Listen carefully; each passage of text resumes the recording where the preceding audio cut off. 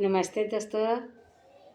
आज गाली गीत सुना रही हूँ। जब दूल्हा मंडप में आता है उस समय गलत दूल्हा को गाली सुनाया जाता है, उसी समय का गीत है। आप लोग सुनिए, अच्छा लगे तो लाइक कमेंट शेयर ज़रूर कीजिएगा।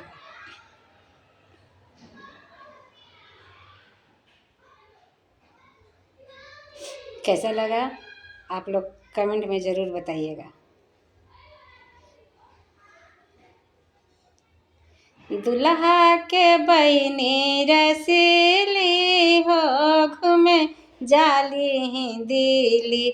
दुल्हा के बहिनी रसीली हो, घूमे जाली दिल्ली।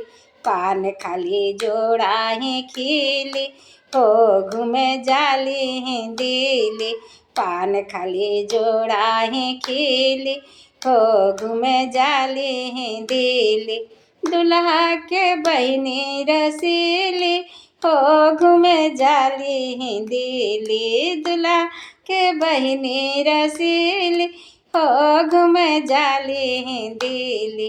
पान खाली जोड़ा ही खिली हो, घूमे जाली दिल्ली।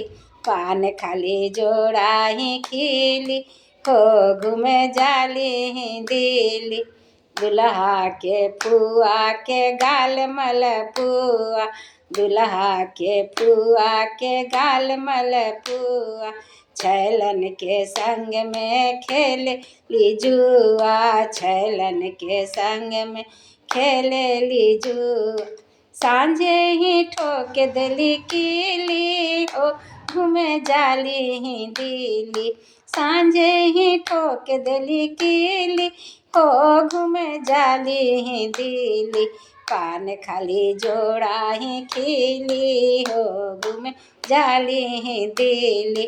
पान खाली जोड़ा ही खिली हो, घूमे जाली दिल्ली। दुल्हा के माई बेचे मिठाई, दुल्हा के माई बेचे मिठाई। बेचे मिठाई हो आँख मटकाई, बेचे मिठाई हो आँख मटकाई।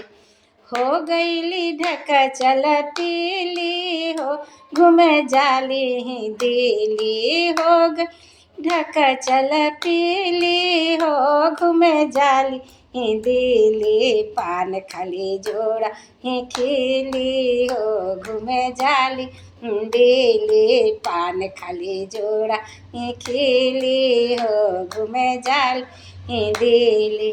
दुल्हा के बहिनी रसीली हो, घूमे जाली दिल्ली। दुल्हा के बहिनी रसीली हो, घूमे जाली दिल्ली।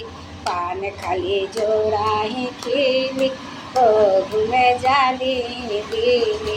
पान खाली जोड़ा ही खिली हो, घूमे जाली दिल्ली।